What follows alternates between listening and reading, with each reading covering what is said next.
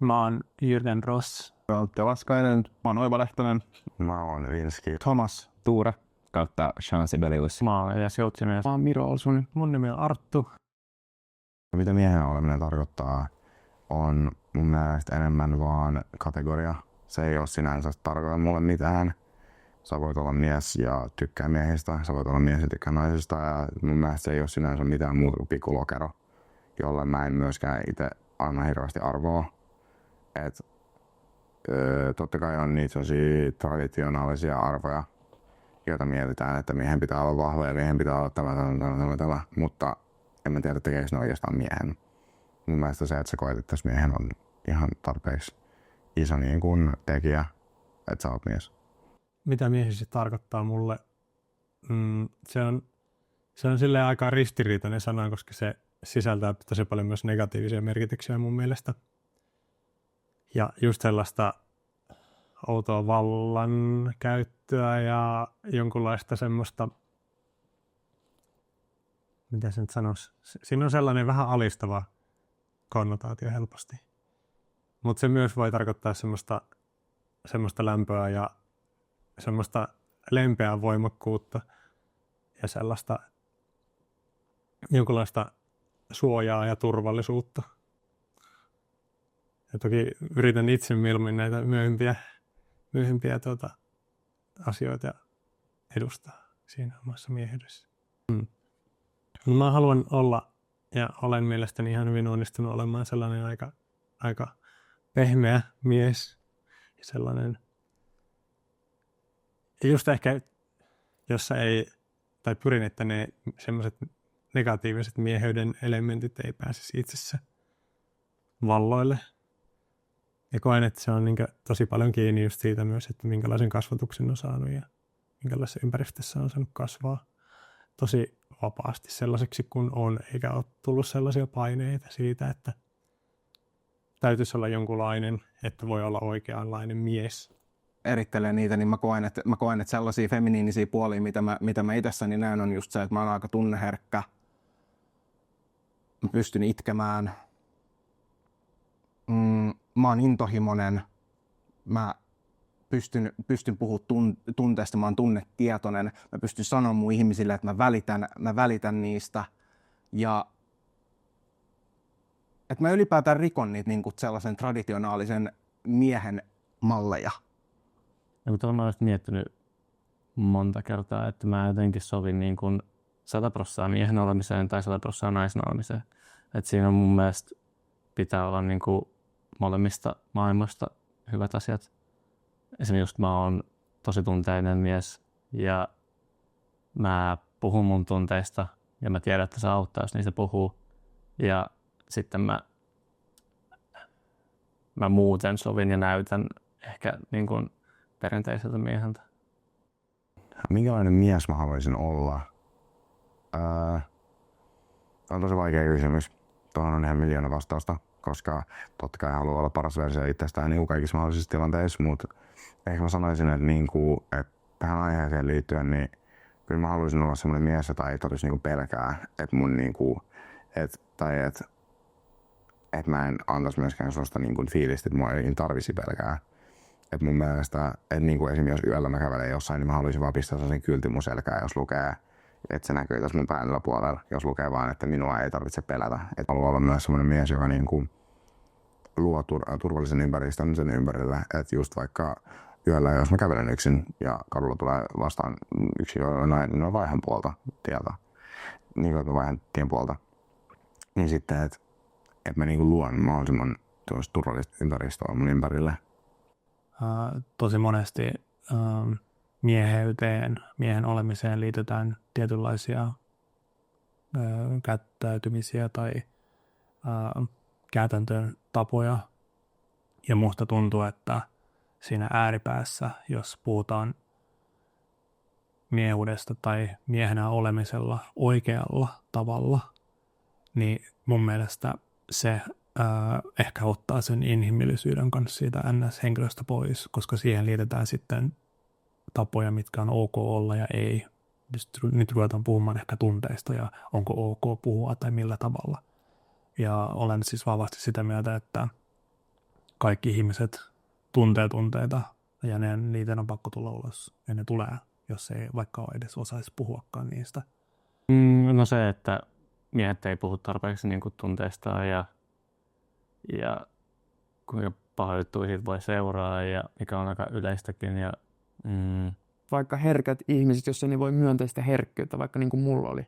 Mä niin kuin esitin kovaa ja mä olin tosi erilainen vaikka lukiossa. Ja siis mulla oli ihan alkoholiongelma. Mä oon 13-vuotias asti juonut alkoholia. Ja mä oon 32 nyt, niin 19 vuotta. Niin mä vaikka turrutin sitä, että mä en niin kuin edes tiedostanut, mikä fiilis mulla oli. Mä vaan jotenkin yritin turruttaa jotain oloa, mitä mus on, mitä mä en niin kuin ikään kuin pääse ilmaiseen tai mitä mä en hyväksy tai tunnista itsessäni siinä, minkälainen mä oon. Koska mä en ajatellut, että se on niin kuin hyvä asia. Mä mieluummin join, jotta mä pääsin jonkin toiseen tilaan, jotta mä pystyin sitten olemaan jotain muuta niin kuin ikään kuin jossain roolissa. no siis just tää, että ei silleen niin kuin, sekin hyvin useasti pyörii sit niin kuin alkoholin kanssa, joka menee siihen vanhan miehen, suomalaisen miehen niin kuin perinteisen ajatteluun, että sit ei ikinä ole sellaista hetkeä, että niin kuin voisi soittaa vaan kaverille ja että nyt tavataan jossain täällä ja puhutaan asioista, vaan se on jotenkin tosiaan aina niin kuin jäistä ennen sitä alkoholia, joka on mun mielestä aika harmillista.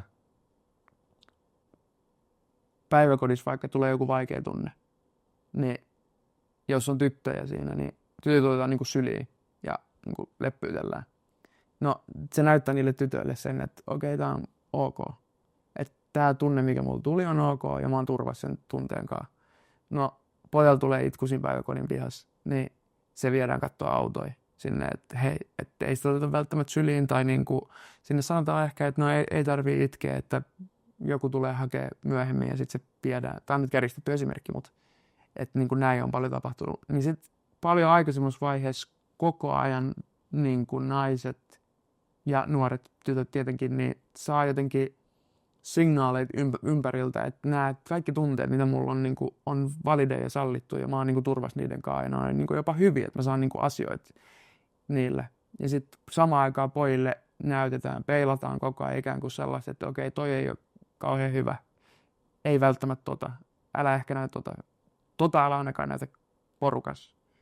Niin sitten totta kai se johtaa siihen, että sitä sulkee itsensä osan itsestään pois, jolla potentiaalia jää käyttämättä, emotionaalista älykkyyttä jää käyttämättä ja yhteyttä omaa itteensä, että voisi päästä parempiin tuloksiin tai sosiaalisesti parempiin kanssakäymisiin ihmisen kanssa tai ylipäätään olla yhteydessä niin kuin ympäristöä ja itteensä ja sitä kautta niin jotenkin omaksuu tai yhdistellä asioita, niin totta kai se kärsii. Ja sitten mikä ikinä se tapa ilmaista itteensä, onko sen kuvaaminen tai puiden hakkaaminen tai juoksulenkki tai miten sä saat sen tunteen niin kuin tunnettua ja jotenkin myös pois itsestäsi, että ne kaikki ei patoudu sun sisään, että sä jotenkin jää jumiin tai lukkoon niiden kanssa. Se on tosi positiivinen asia. Me myös monesti nähdään tunneasiat tosi negatiivisen asioin. Ne tunteet on meissä joka tapauksessa sisällä koko meidän elämä. Sitten, että se on eri asia. Tai niin kuin se kysymys on, että hyväksytäänkö me ne, tai tunnistetaanko me ne, tai otetaanko me ne käyttöön niin kuin hyvää. Koska ne on kaikki hyviä tunteita. Tai niin kuin, että niillä on kaikilla tarkoitus. Viha voi olla tosi hyvä tunne, se osoittaa jotain.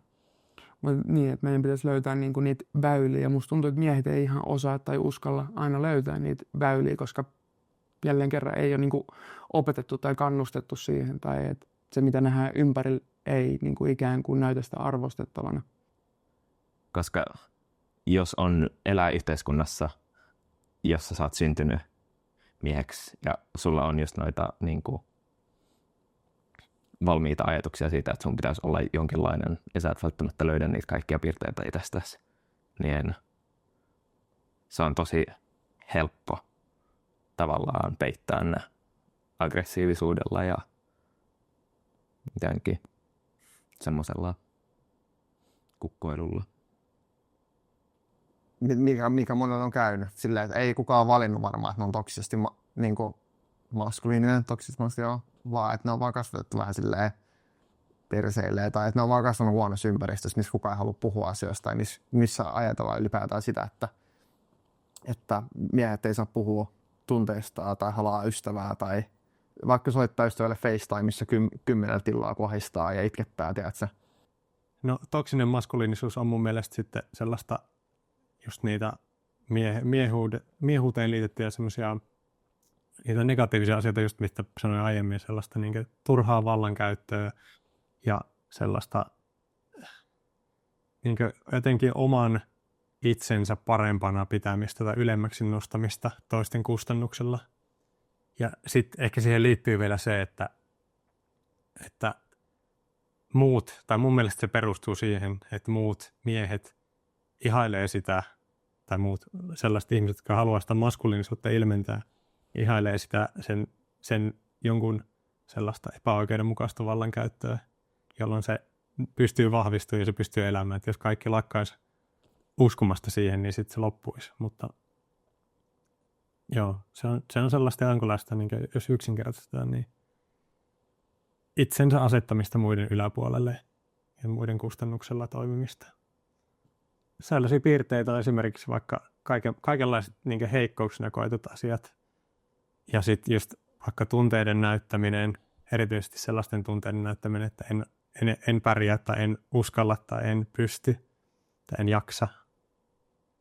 Ja sitten kaikenlainen ns. Pinnallisena nähty vaikka itsensä laittaminen tai pukeutuminen tai kaikki tällaiset asiat, että jos olet mies ja haluat näyttää näyttävältä tai pukeutua näyttävästi, niin sitä joutuu monesti perustelemaan, että siinä täytyy olla joku syy, että sitä ei vaan voisi tehdä siksi, että se on kivaa tai haluaa näyttää värikkäältä tai hyvältä. No, ihan ensimmäisenä joku Andrew Tate popsahtaa mieleen ja miten niin kuin, tärkeää se on niin kuin pysyä niille sellaisena tunteettomana ja voimakkaana dominoivana niin kuin ihmisenä, mikä mun mielestä ei ainakaan sovi mun miehen kuvaan ollenkaan. Hyvin useasti esiintyy toksista maskuliinisuutta somessa, niin kuin behind closed doors ja silleen, niin kuin, että kukaan ei voi reagoida suhun sillä hetkellä, joka on tosi helppoa. Ja sitten hyvin yleisesti jätkäporukoissa, koska siellä on se ryhmäpaine, mikä on ihan hyvin monessa tyhmässä asiassa mukana. No, ekana mulle tulee kaikki tyhmät tällaiset netti-influencerit, jotka tulee ekana mieleen.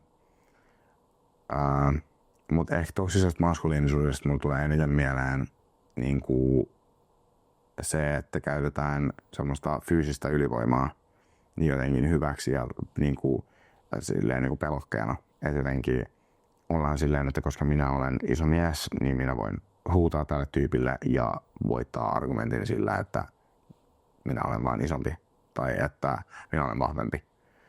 Ja toksinen maskuliinisuushan on tosi silleen vaikea välillä huomata, että ihan varmasti minussakin on piirteitä niin kuin maskuliinisella miehenä, niin jotain toksisia piirteitä siinä maskuliinisuudessa.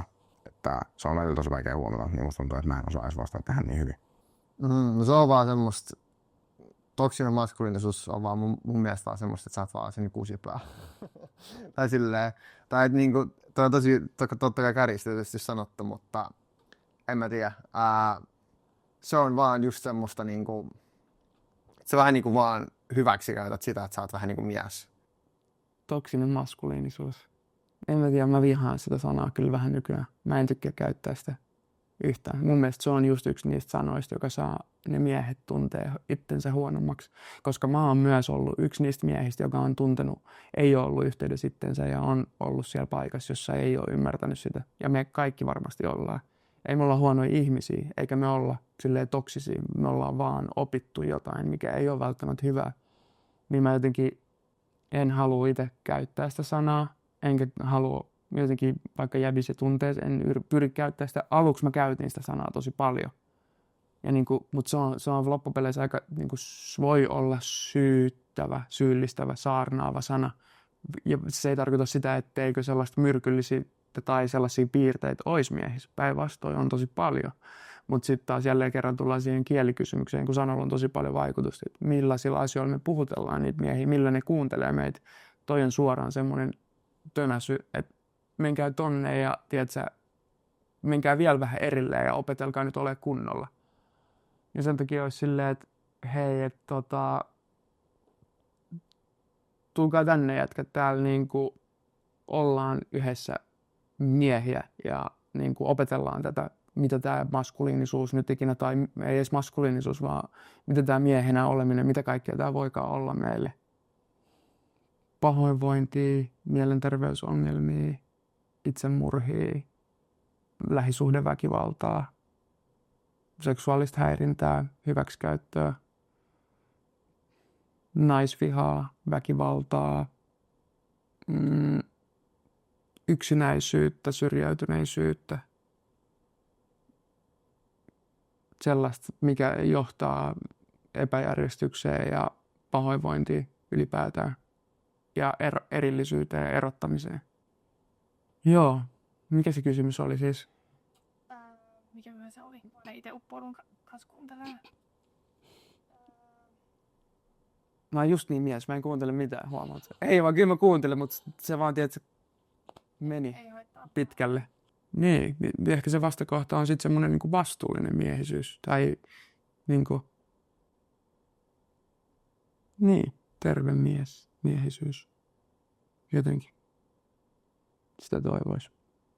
Kyllä mä koen, että jollain tavalla kaikki sodat ja kaikki väkivalta ja kaikki niin epäoikeudenmukainen politiikka ja kaikki on jotenkin perua niistä tunteista, jotka on sen toksisen maskuliinisen käyttäytymisen takana vaikka. Että sellainen jotenkin, että halutaan jollain tavalla ottaa maailmalta se, mitä sulta on vähän niin kuin viety jossain kohtaa pois tai jotenkin. Et kyllähän kaikkien maailman johtajienkin, jotka tuolla sotia lietsoo, niin niiden sisällä on se joku pieni lapsi, joka on silleen, että minä en ole saanut sitä, mitä minulle kuuluu. Ja siksi tekee asioita, jotka on kamalia ja eikä ne varmasti edes ymmärrä, että mistä se monesti kumpuaa se tunne. On tämmöinen ajatus siitä, että kuka huolii ketäkin huoli tai tämmöinen huolehtaminen yleensä liitetään naiseuteen tai naisiin, että se on niinku syntymästä biologista geeneissä oleva tämmöinen, että siksi miehet eivät tee yhtä paljon kotona. Ja sehän valitettavasti vielä elää tosi vahvasti, että jos me ruvetaan miettimään ja mitataan näitä tuntimääriä, mitä kun heteropariskunnat laittaa kotona työhön, niin siinä tulee tosi iso ero vieläkin.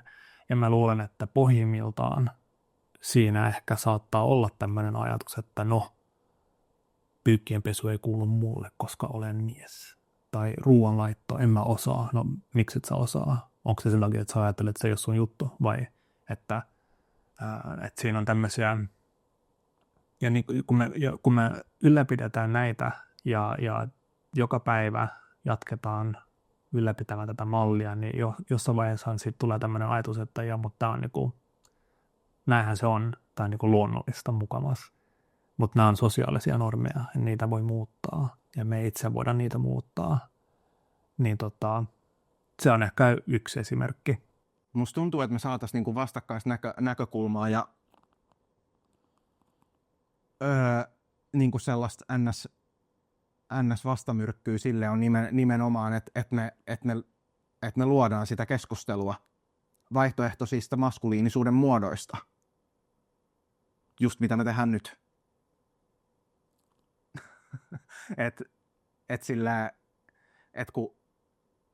Kun mä näen sen silleen, että miehenä oleminen on skaala.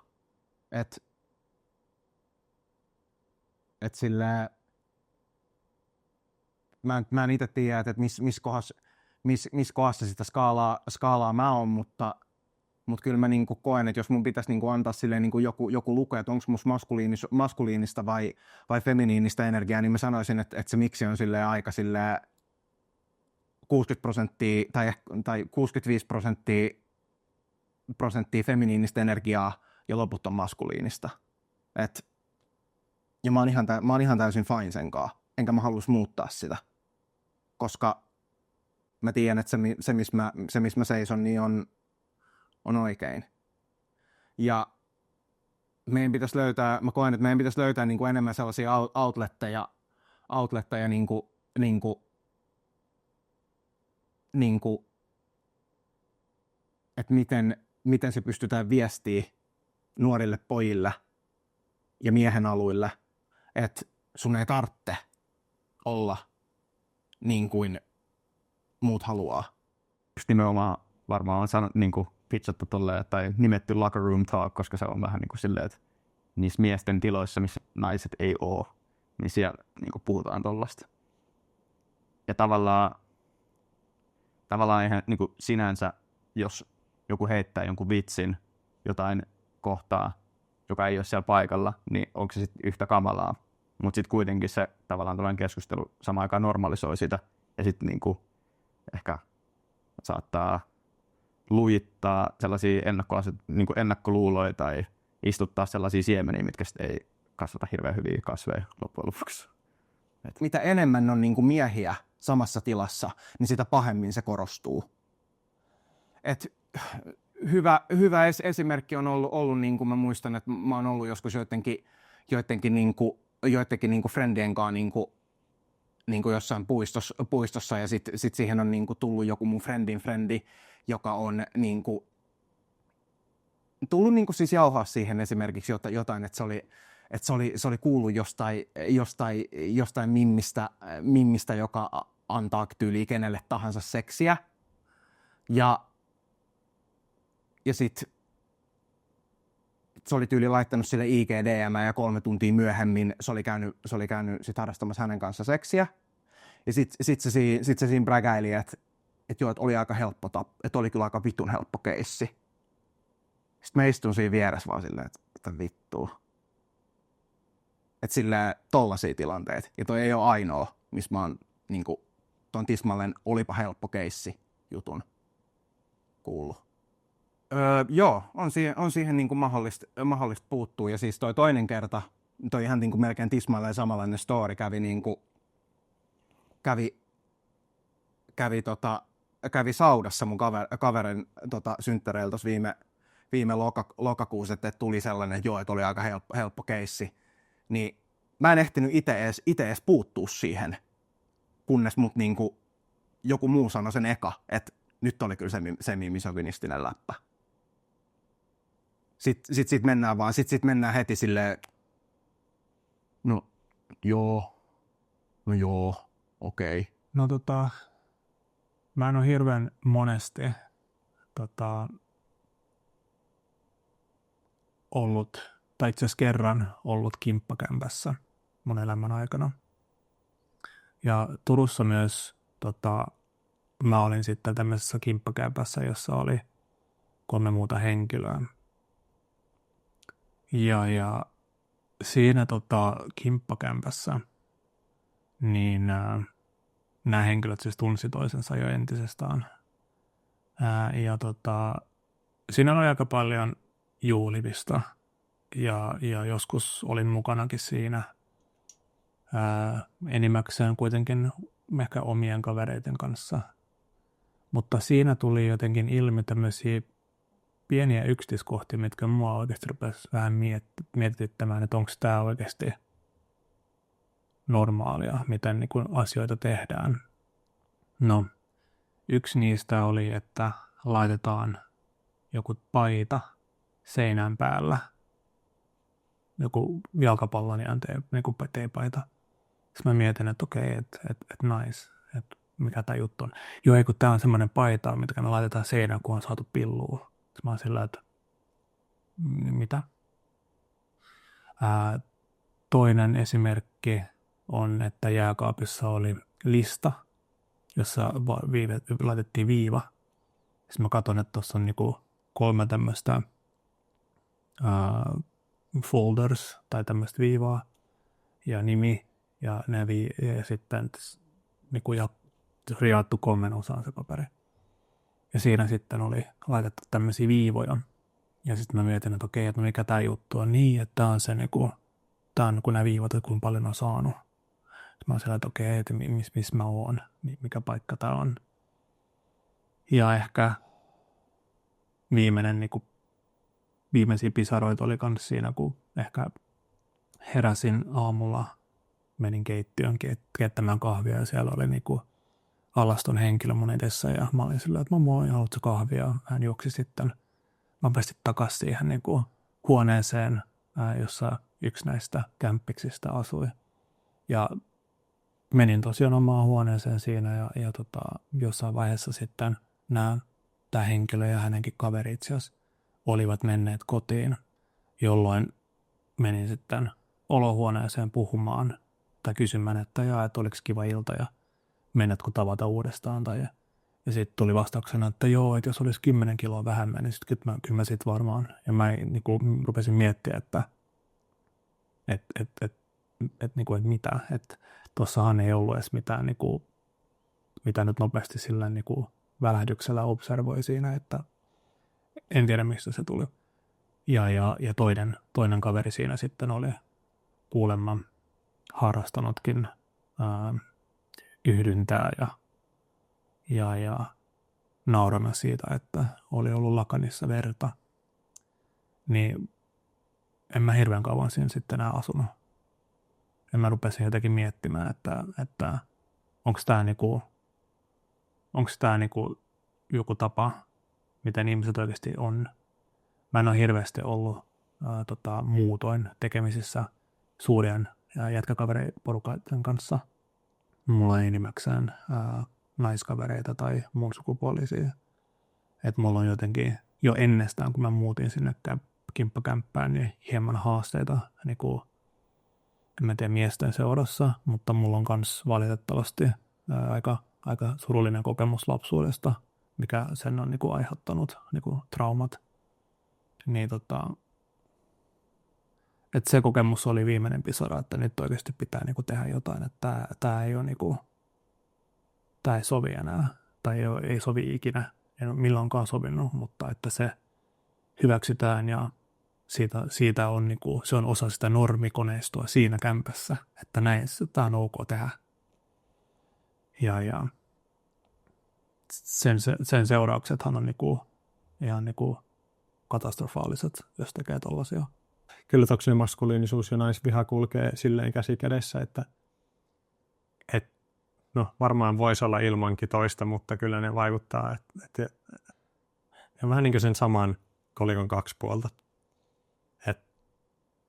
Että naisviha, kun jos ajatellaan, että naisviha on niin kuin sisäistetty naisviha tai mikä yhteiskunnassa on, niin sehän kannustaa siihen toksiseen maskuliinisuuden näyttämiseen ja siihen jotenkin semmoisen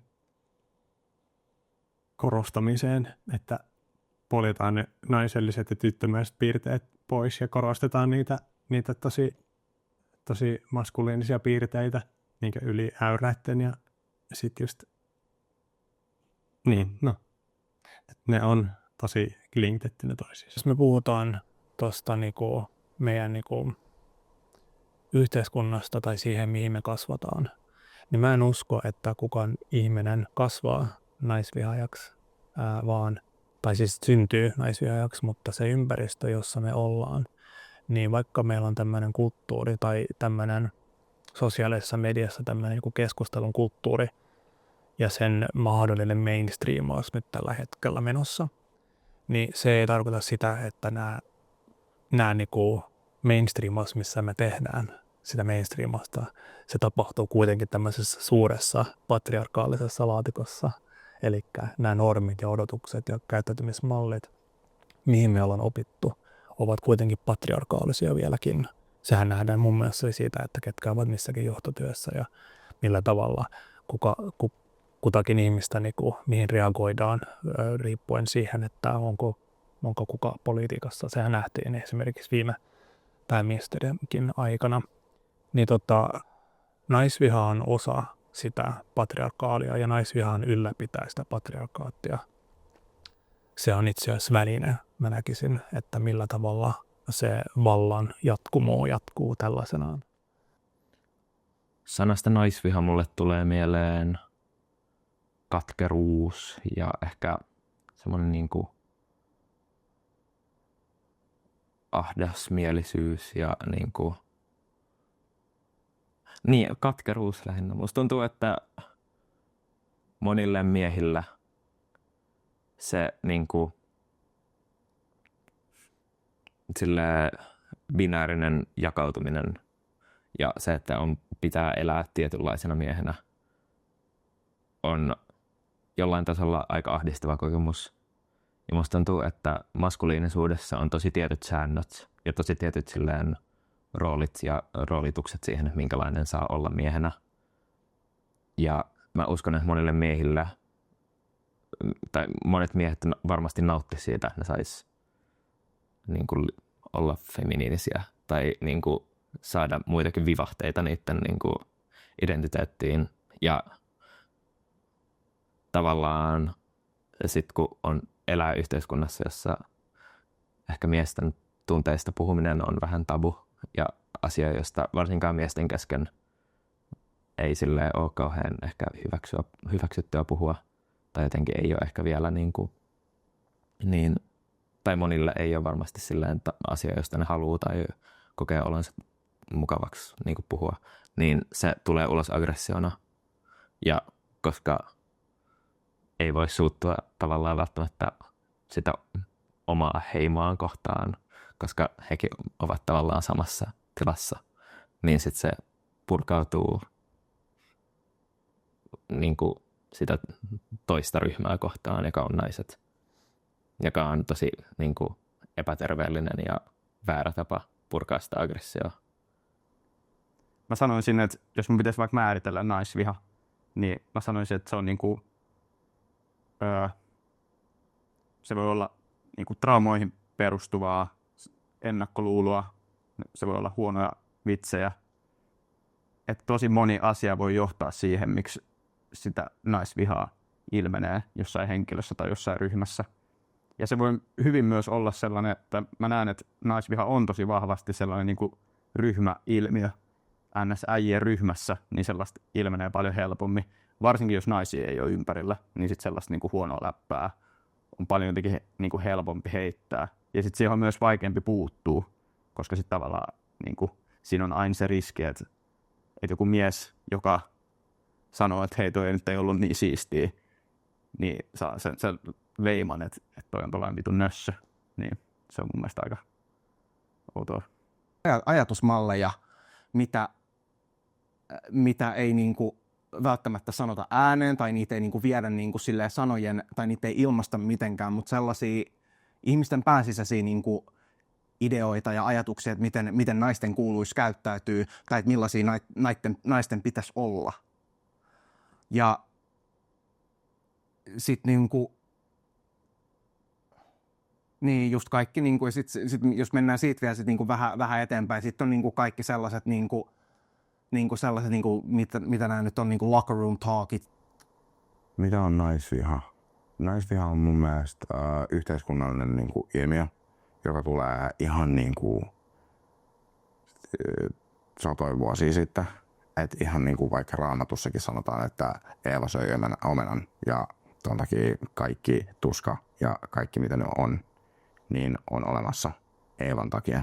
Niin toikin on sillään, ei ehkä suoranaisesti naisvihaa, mutta niinku syytetään naisia. Ja että kaikki vanhat sanonnat, että naisen paikka on nyrkin ja hellan välissä ja että jos nainen ei tottele, niin nyrkillä saa tottelee uudestaan, niin kaikki nämä tällaiset niinku sanonnat ja läpät ja kaikki tällaiset, niin niillä on tosi iso vaikutus. Se on, mä muistan, kun siitä alettiin puhumaan jossain kohtaa ja sitten mä olin silleen, että on erikoinen sana, että naisviha, että se on tosi voimakas.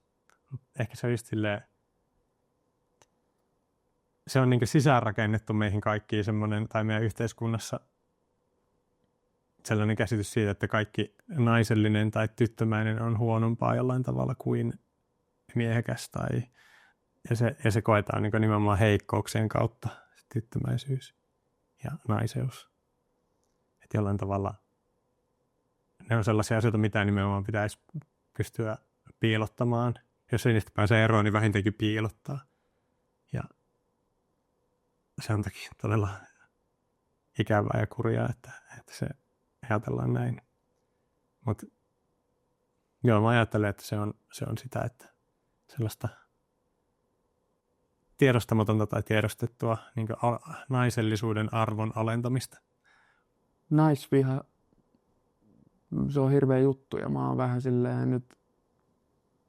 vähän niin kuin herännyt siihen, miten sairasta se on ja miten ne pahat ne tilastot vaikka on. Tuossa on vähän sama, että naisvihasta, jos puhuu naisvihasta jätkille, jotka jotenkin tekee sitä, niin se, että puhuu, niin kuin sekin on terminä vähän semmoinen, voi olla poistyöntöä miehille. Okei, se kertoo, että okei, on naisia ja sitten mä vihaan naisia.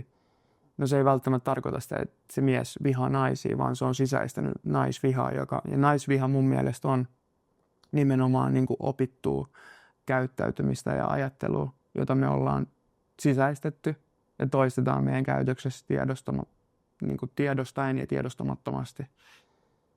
Ja se on niin syvällä, että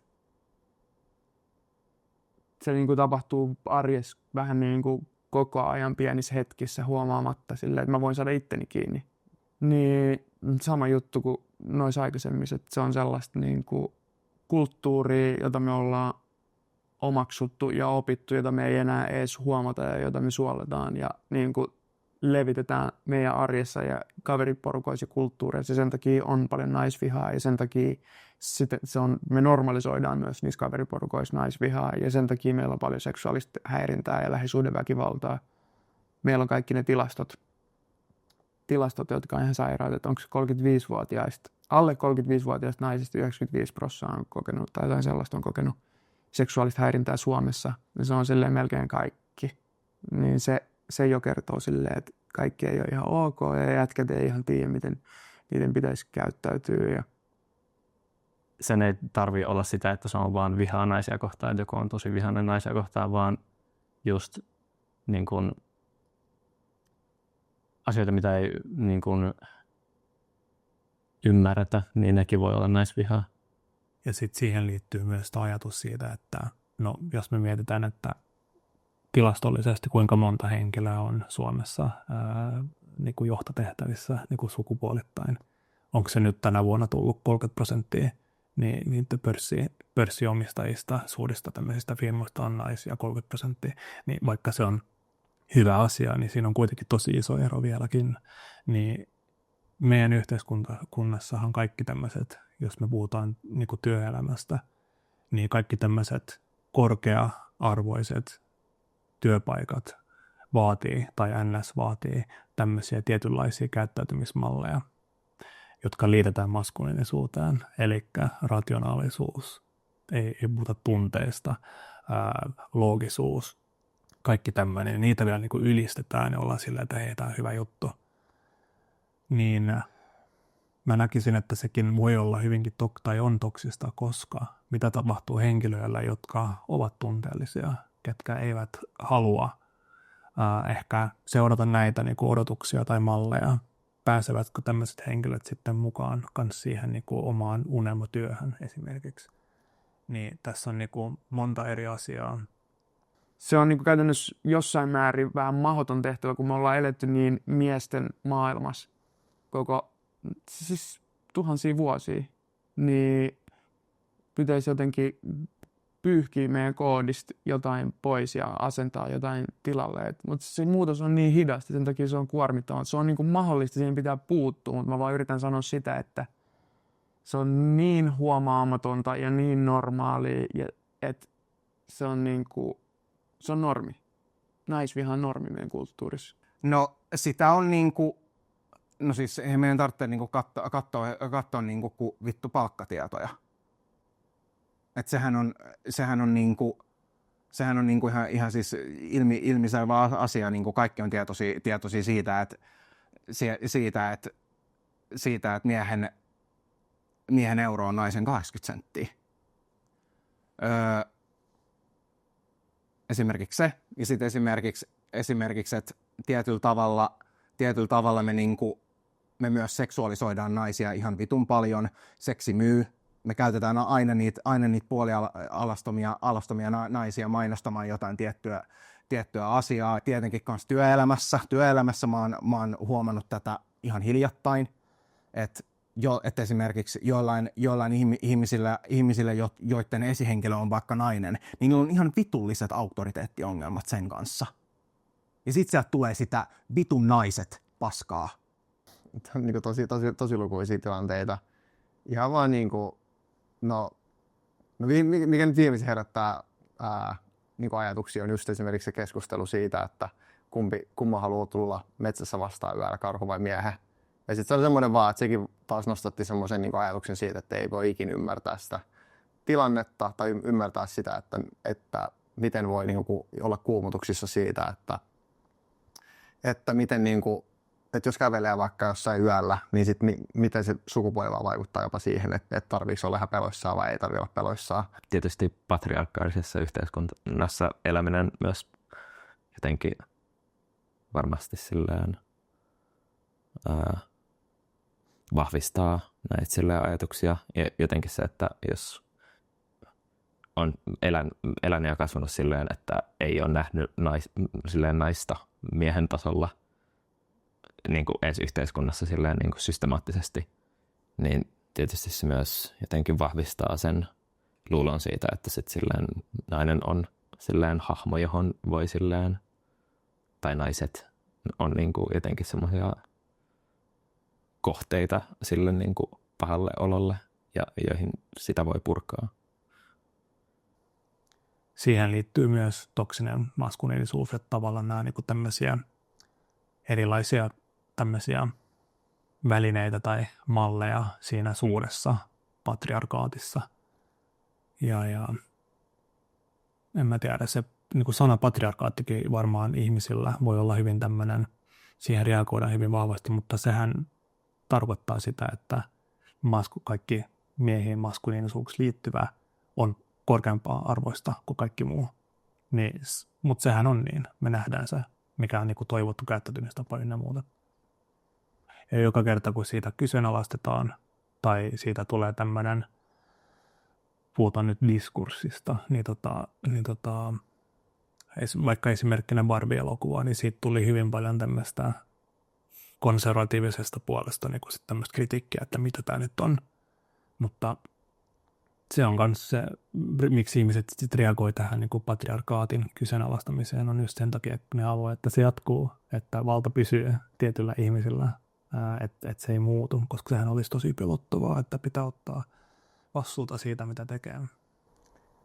Miten naisvihaus pystyisi oppimaan pois on mun mielestä sitä, että sitä opetetaan esim. Koulussa. Ei suoranaisesti, ei ole mitään kurssi, joka on niin kuin tarkoitettu naisvihaa varten, mutta tai esim. Vaikka niin kuin lastensarjoissa, niin taas on niin kuin vaikka se, että mikä se on, Beauty and the Beast esim. Niin, että joku nainen menee yhteen jonkun rumiluksen kanssa tai että naisen pitää pussata jotain rumaa sammakkoa, että se saa prinssin. Niin kaikissa tällaisissa niin kuin pienissä asioissa niin näkyy tosi paljon sitä, että naisen pitäisi jotenkin hyväksyä vähemmän ja että niin kuin kaikki tosi sanontoja ja kaikki tosi läppiä ja sen tyhmä blondi, niin toihan on niin kuin suoraan naisvihaa, joka tulee siitä, että, niin kuin, että ajatellaan blondeista naisista jotenkin vähemmän, että ne ei pysty olla niin kuin fiksuja. Ja niin, ylipäätään mun mielestä kaikkeen tuollaiseen läppään ja tuollaiseen niin kuin, missä näkyy tolleen niin kuin vähän niin kuin piilo, että se on vähän niin kuin piilomainontaa, niin kaikkeen tuollaiseen pitäisi mennä väliin ja musta tuntuu, että tosi niin kuin, myös monet noista tekijöistä, jotka on tehnyt noita vaikka leffoja, niin ei ole tehnyt sitä suoranaisesti niin kuin syynä, että hei, minä haluan manipuloida lapsia vihaamaan naisia, vaan että se tulee nimenomaan just siitä, että se on niillekin opetettu, jotka on tehnyt ne, ja tuosta pitäisi oppia pois, ja tuohon pitäisi tulla niin kuin ihan vaikka yhteiskuntaopissa, niin pitäisi tulla tällainen aihe. Kyllähän yhteiskuntaopissa puhutaan niin kuin rasismista tai muusta tai missä nyt aina, jos puhutaan ikinä rasismista, niin tuosta pitäisi puhua enemmän. Että missä tämä niin kuin naisvihasta ja maskuliinisuudesta ja feminiinisyydestä, niin tuosta kaikista pitäisi puhua enemmän. Kyllä se on mahdollista puuttua, mutta se on tosi vaikeaa, koska se yleensä tarkoittaa sitä, että sun pitää ensin niin kuin uskaltaa irtautua siitä ryhmästä ja niin kuin, tavallaan uskaltaa olla erilainen. Ja kun kaikki me ihmiset niin kuin halutaan kuulua ryhmään ja me halutaan niin kuin olla hyväksyttyä, niin se on tosi vaikeaa, varsinkin jos ei ole ehkä just sen äijäryhmän niin kuin NS-arvostetuin tyyppi tai se niin kuin hierarkian huipulla oleva tyyppi tai muuta. Että se voi olla paha. Mutta sitten toisaalta, että jos on siellä huipulla ns. Siinä hierarkiassa, niin sit niin kuin tavallaan just sellaisille tyypeille olisi mun mielestä tosi tärkeää myös niin kuin viestiä, että ne on sellaisia asioita, mihin sä voit oikeasti vaikuttaa. Ja vaikka ei olisikaan, niin kuin, että ihan kuka tahansa voi vaikuttaa, että sitten se, miten se otetaan, voi olla vähän eri. Mutta varsinkin, että jos niin kuin joku kokee olevansa vähän niin kuin se ryhmän tai jotenkin on tietynlaisessa auktoriteettiasemassa, niin niille mun mielestä erityisen paljon niin kuin pitäisi tuoda esille sitä, että miten niin kuin pystyy olemaan positiivinen vaikutus sille kaikille. Et jos mua kohteltaisiin silleen, miten vaikka jotain naisia vähätellään jossain työpaikalla tai vastaavaa, niin totta kai mä sanoisin vastaan ja niin kuin olisin näin, että mä en ota tuollaista bullshittia vastaan. Mutta sitten jos siinä on niin kuin sellainen selkeä niin kuin fyysinen väkivallan tai fyysisen väkivallan niin kuin uhka olemassa, niin että mun on paljon helpompi sanoa, että mä tekisin noin kuin sitten, että mitä mä sitten oikeasti tekisin siinä tilanteessa. Kyllä mä toivoisin, että ihmiset uskaltaisivat sanoa vastaan, koska kyllä mä silti luulen, että sit että niille miehille, joille oikeasti siis sanotaan tosi niin kuin tiukasti vastaan, niin niille sitten menee vähän luukurkkuun eikä ne oikein tiedä, mitä tehdä. Ja että sellainen, että siihen reagoidaan sitten oikeasti fyysisen väkivallan on mun mielestä tosi harvinaista. Jos sä näet jotain naisiin kohdistuvaa esimerkiksi, siis nämä on niin kuin niitä vaikeimpia ja vaarallisimpia tilanteita silleen, mitä naiset voi niin kuin kokea on, että esimerkiksi jos sä näet vaikka, että jotakuta ahistellaan tai että jotakuta seurataan tai joku catcallaa, niin vittu puutu asiaan. Sano jotain. Mä koen, että noi on niitä juttuja. Ja sit ylipäätään semmoinen niinku valistaminen, ihmisten valistaminen on myös vitun tärkeää mun mielestä. Että pitää pystyä käydä sellaisia keskusteluita miesten kanssa. Mä oon käynyt tosi monia keskusteluita miesten kanssa just tästä näistä feministisistä asioista ja näin, että ootteko te miettinyt tätä asiaa, että kuin fucked up tämä asia X on? No, mun mielestä se on basic human decency. Tai silleen, että mä oon käynyt keskusteluita tosi tai en edes monenkaan, mutta muutamia keskusteluja silleen, että missä mulla on sanottu, että sä oot feministi. Sitten silleen, mikä vitun loukkaus toi on? Että miksi sä sanot, että sä oot feministi? Why are you saying it like it's a bad word? Ja sit silleen, mä oon silleen, kannatatko sä naisten tasa-arvoa? Joo, kannatan. Congratulations, you're a fucking feminist. Silleen, there it is. Ja siis mies voi olla feministi ja mun mielestä, jos sä sanot, että en mä oo feministi, niin eli sä et kannata tasa-arvoa, eli sä oot vitun kusipää. Noin mä sen näen. No kyllä mies voi ehdottomasti olla feministi. Itse ainakin olen. Niin, feminismi tarkoittaa mulle sitä, että kaikki ihmiset sais olla sellaisia kuin ne on, ja riippumatta siitä sukupuolesta, niin se olisi tasa-arvoisia, ja sitten, että ei tarvitsisi luoda mitään semmoisia kulisseja itsensä ympärille vain sen takia, että edustaa jotain sukupuolta. Että saa olla minkälainen vaan. Ja myöskin totta kai siellä on tosi paljon kerroksia kaikki. Sosiaaliset oikeudet ja rakenteet ja kaikki. Mutta silleen pohjimmiltaan niin mä ajattelen, että se on sitä, että kaikki saa olla omia itseään ja saa nauttia arvostusta siinä. On, joo. Hyvin moni taas nämä termistöt voi ottaa liian rankasti ja silleen ajattelee, että feminismi on vain... Niin, siitä tulee itse asiassa esimerkki, että feminismi on niin kuin... Tai siinä voi tulla esiin hyvin helposti naisvihaa, koska ihmiset ei tiedä, mitä feminismi meinaa, ja sitten mitä jollain on kuullut, että kavereilla tulee mieleen, tai jollain tulee mieleen, että feministi on sellainen, joka haukkuu miehiä ja vihaa miehiä, ja sitten siinä tulee se miehinen pelko, tai jotenkin, että meidän ego on uhattuna, ja feminismi mulle on niinku ihan tasa-arvoisuutta. Musta tuntuu, että siinä tulee se, kun se sana on feminismi, että siitä tulee helposti sellainen, että tämä on vaan naisille joku movement tai silleen, vaikka se koskee oikeasti kaikkia. Tai niin, että sukupuolten välillä ei pitäisi olla mitään eroja, että millaiset mahdollisuudet on elämässä. Niin silleen, että kyllä tollaisen takana voi kuka tahansa seisoo. Ehkä se ei vaan tunnu kaikille aina luontevalta kutsua sitä feminismiksi. Ehkä jotenkin siksi, että miksi pitäisi jotenkin asettua tällaiseen, että kun niin kuin feminismihän viittaa suoraan niin kuin naisiin ja että se on niin kuin naisten puolesta ja näin. Ja siitähän se on alun perin niin kuin lähtenyt myös. Niin ehkä sitä on vaikea niin kuin mieltää niin, että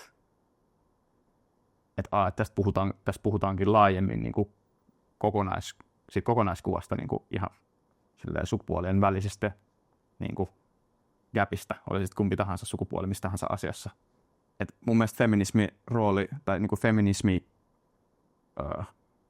voisi hyvin tuoda niin kuin sellaisen mahdollisuuden miehelle myös silleen, ns. Näyttämään sellaisia piirteitä, mitkä on ehkä mielletty enemmän niin kuin feminiinisinä. Ja jotenkin ehkä se pystyy jotenkin rikkoa sitä stigmaa, että miksi vaikka miehen, jotka feminiiniset piirteet olisi jotenkin negatiivisia tai niin kuin huono asia. Mä luulen, että monet ehkä saattaa karttaa tai pelkää sitä ajatusta, että identifioituisi feministiksi, koska siinä on se ajatus, että sitten ollaan miehiä vastaan. Mutta feminismihän myös nostaa mieheksi identifioituvat henkilötkin tämmöiseen niin kuin NS-vapaan olemiseen. Niin mä luulen, että kaikki voi olla. Että se pitää ehkä myös muistaa sen, että jos että vaikka on mieheksi identifioiva ja feministi, niin se ei tarkoita, että pääsee jokaiseen tilaan, jossa vaikka naiset tai muun sukupuoliset puhuu omista asioistaan. Se ei tarkoita, se ei ole automaattinen niin kuin avain kaikkiin, koska tavallaan tällä henkilöllä on jo monet avaimet moneen oveen, että ei tule sellaista, niin kuin, että valloitan myöskin tämän tilan.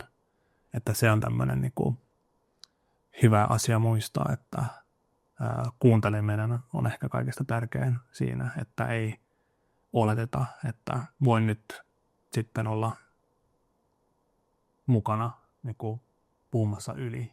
Mutta sitten mä niin kuin mietin sitä, että selkeästi me ei kyllä saada vielä niitä kaikki jätkiä kiinni, ja mä huomaan ihan lähipiirissäkin silleen, että siihen on kyllä sellaista resistanssia, mutta se johtuu just siitä, että tavallaan se ei ole niin kuin aina helppoa, tai että on tosi helppoa olla Suomessa vaikka niin kuin jotenkin vaikka nyt valkoinen mies, joka voi valita olla hiljaa tai puuttumatta tai ei ottaa vastuuta asioista tai omista tunteista esimerkiksi.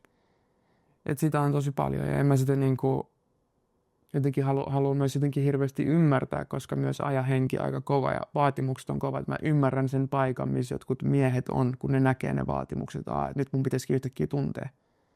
Sitten ne näkee sen ikään kuin semmoisen jonkun feminismi-linssin läpi, jossa pitäisi olla jotenkin tosi woke ja hereillä ja vastuullinen ja tiedätkö, täyttää joku lista asioita, mutta kun se ei ole mitään muuta kuin sitä, että on vastuu itsestä ja yhteydessä omaa itteensä ja ottaa vastuun omista tunteista. Ja se on silleen hyvä teko sille miehelle itselleen.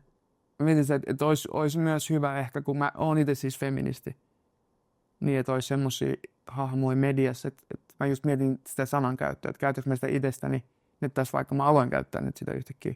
Että olisi myös semmoisia hahmoja, jotka olisi uskottavia auktoriteetteja, jotka tavallaan näyttäisi feminismin positiivisessa valossa sillä tavalla, että ne ymmärtäisi, että se feminismi on intersektionaalista, eli ottaa tosi paljon eri asioita huomioon ja tavoittelee nimenomaan, niin kuin lähtee, siitä tavoittelee tasa-arvoa. Meinaat sä, että meinaat sä, että mistä lähtien mä oon niinku ajatellut toisin? No,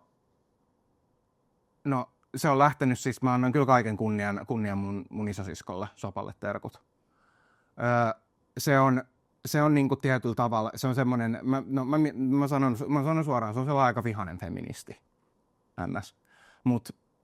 Mut ja silleen, että niinku, ei mun ajattelumaailma ole aina ollut tämmönen. Se on ollut tosi kärjistetty, tai silleen tietyllä tavalla, että mä en oo koskaan niinku nähnyt että tietyllä tavalla, että naiset ja miehet olisi eri arvoisia. Se ei ole ikinä ollut mun arvomaailma, koska mun isä on ollut aina absent.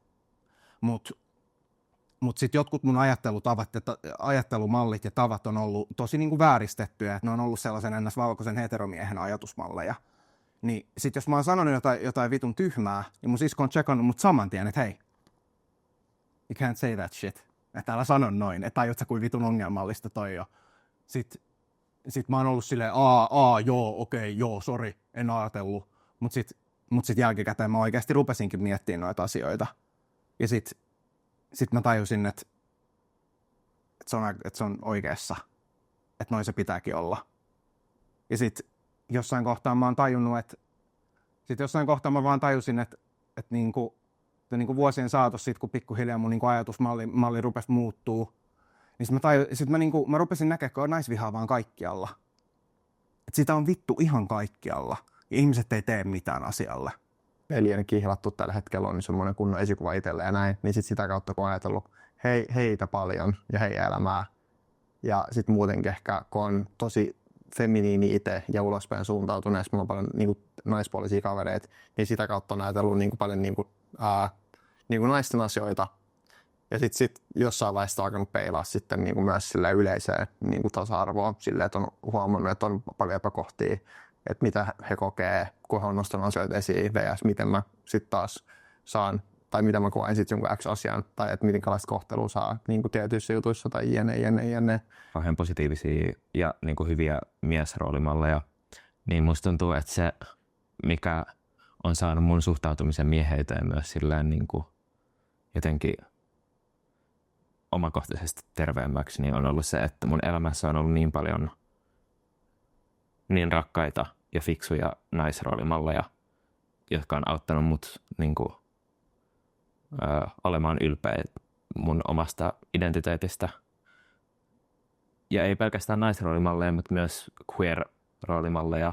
Ja niin kuin, tavallaan mulla on ollut ympärilläni yhteisö, joka on niin kuin, tosi silleen aktiivisesti ilmaissut sitä, että kuinka tärkeä yksilönä toinen on ja kuinka tärkeä yksilönä minä oon. Ja jotenkin näyttänyt sen, että kuinka silleen on kaunista olla oma itsensä. No varmasti tärkein miesroolimalli on oma isä, joka on sellainen aika tietyllä tavalla perinteinen mies, mutta mun mielestä myös tosi moderni ja sellainen pehmeä mies, niin jos käytetään tätä termiä. Eli hän on sellainen, että se kaikki nämä tämmöiset klassiset isävitsit löytyy ja näin, mutta sitten samalla myös sellainen tosi lempeä ja kasvattanut sillä tavalla nimenomaan, että saa olla oma itsensä ja ei ole pakotettu mitään harrastuksia tai mitään sellaisia käyttäytymismalleja, vaan saa olla tosi oma itsensä aina. Toikin aika vaikea kysymys. No, ensimmäinen on mun isä, mutta ehkä jollain biologisella tavalla, että mä oon tosi perhekeskeinen ihminen. Ja mulla on opetettu, että perhe on aina se tärkein asia. Niin siitä on ehkä syntynyt sellainen, että se on automaattisesti pakko olla mun isä. Ja vaikka mä ajattelenkin silleen, mä katson häntä ylöspäin ja vaikka olisi jotain erimielisyyksiä, niin silti mä ymmärrän häntä ja koitan ymmärtää kaikkia ihmisiä kuitenkin. Mutta just mä oon miettinyt tosi paljon, että onko mun muita roolimalleja. Ja ei niistä hirveästi edes tuu muuta kuin vaan mun isä mieleen. Kyllä mä haluun olla sellainen roolimalli, että että musta jää niinku sellainen niinku vaikutelma jollekulle, että toi on ihan erilainen kuin nuo muut miehet.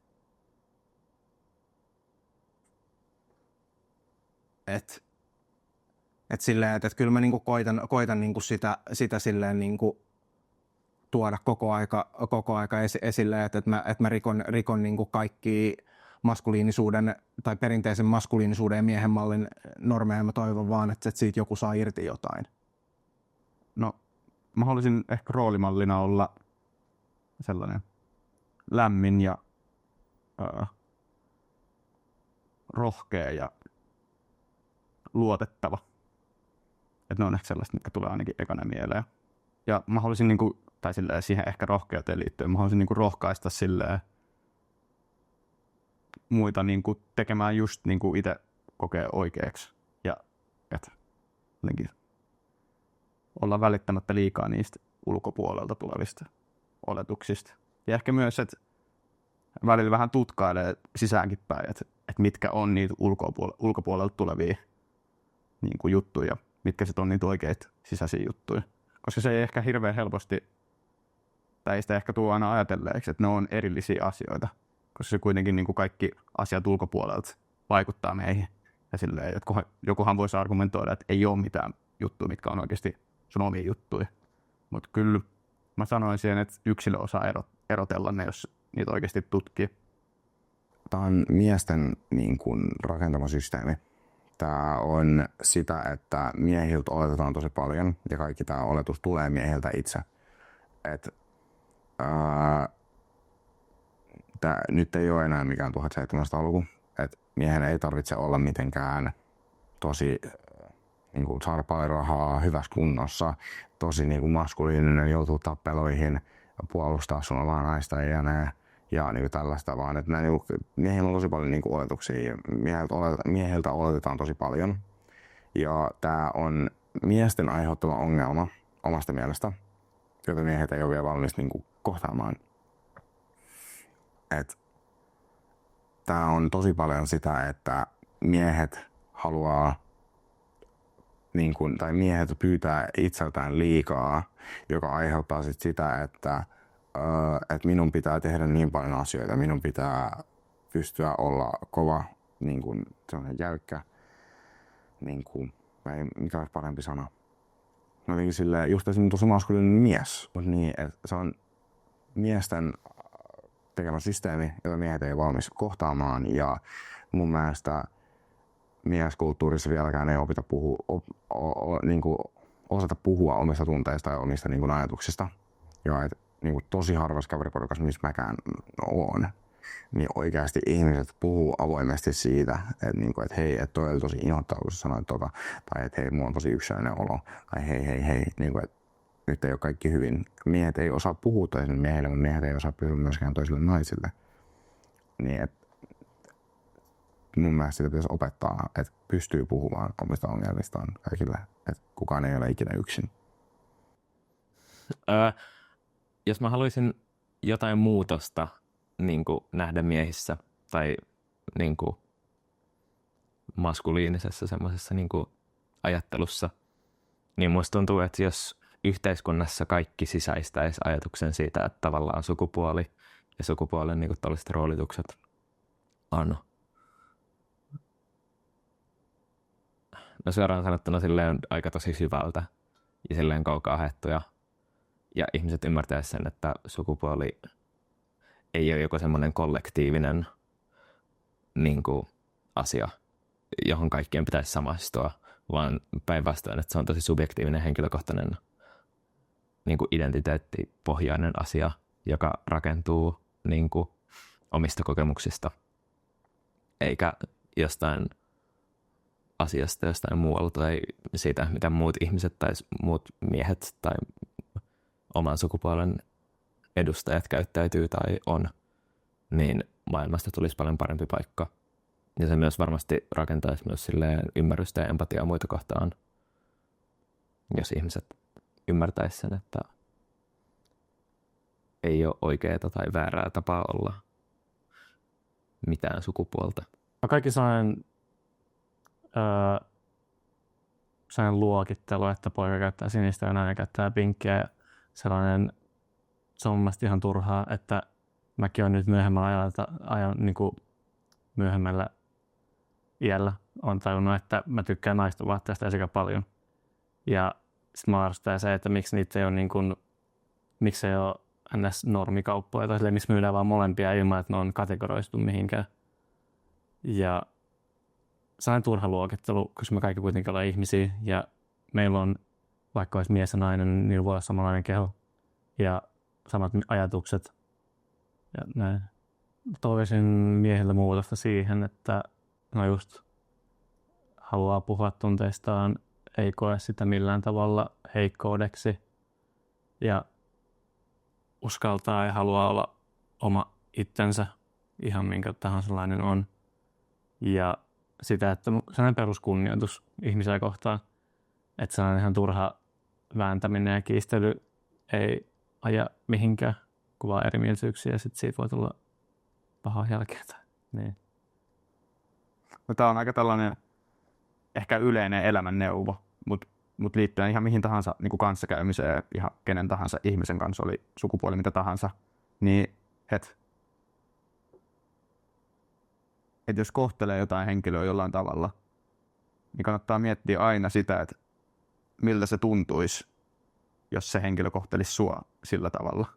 Ja että sitten niinku tavallaan tutkiskella sitä fiilistä, mikä siitä tulisi, jos joku käyttäytyisi silleen, niin kuin sä käyttäydyt. Joo, mä toivoisin näkeväni sen muutoksen miehissä, varsinkin mun ikäisissä ja nuoremmissa. Uskon, että se on mahdollista, niin että just kaikki tajuaisi vähän tarkastella itseään sisältäpäin, että mikä on se syy, miksi käyttäytyy jollain tavalla ja sitten jotenkin kuorea vähän niitä kerroksia pois siitä päältä silleen, että ei tarvitse olla niin kova, ei tarvitse olla niin jotenkin cool. Ei tarvitse olla mitään statusta välttämättä. Et enemmän empatiaa ja enemmän sellaista niinkö, myös miesten välillä sellaista, että saa näyttää heikkoutta ja saa näyttää niinkö tunteet ja saa olla minkälainen vaan haluaa olla. No, tämä nyt on mun oma näkökulma, mutta ehkä se, mikä olisi kans aika positiivista, olisi se, että oppisi, että miehet oppisi myös käyttämään tämmöistä niinku kosketusta. Siis siinä mielessä, että ystäviä ei voi halata. Se on ok, että jos naisystävä vaikka laittaa käden tänne, se ei tarkoita sen enempää kuin, että tämä henkilö ehkä tykkää susta ystävänä, ihmisenä. Ja sen totutteluminen mä luulen, että kosketukseen ja tämmöisen miehen ajatuksen kosketuksesta, että siinä saattaa olla hiemankin ehkä ongelmallisia näkökulmia tai niinku suhtautumisia siihen. Ehkä myös tämmöinen välittäminen olisi tosi tärkeä ominaisuus ja siitä puhuminen vielä enemmän, mitä se tarkoittaa. Mehän kaikki välitetään meidän läheisimmistä, ehkä ystävistä, ehkä lemmikistä, mutta miksi välittäminen on ehkä monille miehiksi identifioiduville sellainen asia, mikä ei olisi ehkä niin suotavaa tai että se jotenkin työnnetään pois, koska välittäminen, että näyttää tunteita, saattaa monesti aiheuttaa toisille ympärillä oleville sellaisen kuvan, että nyt sä et ole tarpeeksi mies, koska sä välität ja sun ei pitäisi välittää, että nyt tunteet kiinni ja ole rationaalinen, bla bla bla. Välittäminen, kosketus. Mä uskon vahvasti siihen, että pojasta polvi paranee, ikään niin kuin sanotaan. Että me ollaan se sukupolvi, joka nyt vaan sattuu olemaan tässä ajanhetkessä. On tapahtunut asioita, on vähän niin kuin loksannut, niin nyt me ollaan vähän niin kuin kärsitty sen verran. Okei, on meidän aikaisemmatkin sukupolvet totta kai kärsinyt varmaan vielä enemmän. Mutta nyt me ollaan niin kuin se raja, että me siedetään sitä niin kuin jotenkin sortoa tai harmia tai muuta, niin se meidän herkkyys on vähän niin kuin täyttynyt. Nyt me aletaan muuttaa, niin me ei enää jakseta toisentaan niitä traumoja, mitä meitä ennen on käytetty. Me ollaan vähän niin kuin valmiin tekemään, meillä on vähän niin kuin pakkokin tehdä se duuni. Ja mä koen itse, että mä teen sitä duunia, se on niin kuin mulle kunnia-asia. Mä koen, että mä oon niin kuin sukupolvien välissä tämmöisenä niin kuin tulkkina ikään kuin, että mulla on kyky siihen, koska on sattunut syntyä tiettyä aikaa ja mulla on ollut myös niin kuin paljon positiivisia malleja ja joku herkkyys aina, jota ei ole sitten, joku on niin kuin pysynyt elossa mussa. Ei aina, mutta joka tapauksessa niin joo, kyllä tämä homma paranee just sillä, että tavallaan pikkuhiljaa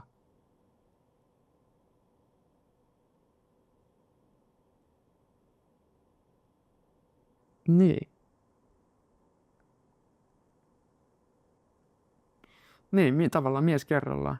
Sitten se kysymys on loppupeleissä myös siitä, että kuka päättää ja ketä kuunnella ja kuka on vallassa ja ketkä istuu niiden isojen yritysten hallitusta, minkä näköisiä värisiä ihmisiä ne on, millaisilla taustoilla, minkä verran niillä on myötätuntoa ja ymmärrystä ja halua jotenkin ymmärtää. Me mennään silleen niin kuin ihmisyyteen asti, että millaisia me ollaan ihmisinä toinen toisellemme. Niin jotenkin sellaista paljon myötätuntoisempaa ylipäätään ihmiskuvaa, oli se sukupuoli mikä tahansa.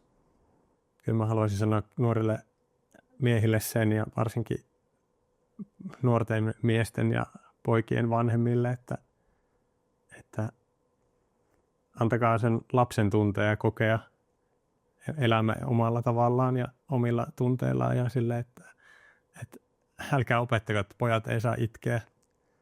Lempeys on se mun sana, mitä mä haluan välittää, koska mä en ole ollut lempeä itteni kohtaan, en todellakaan.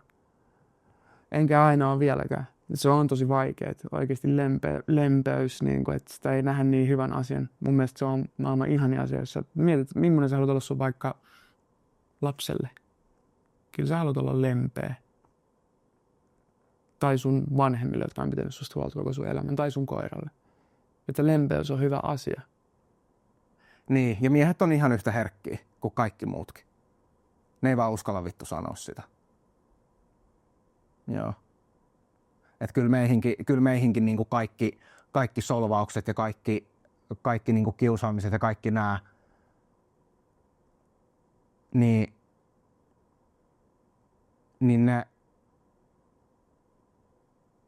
ne osuu ja uppoo kyllä, mutta me ei uskalleta vaan sanoa siitä, koska se saa meidät näyttämään heikoilta, jos me puhutaan niistä ääneen. Et siihen mä niin kuin haluan muutosta.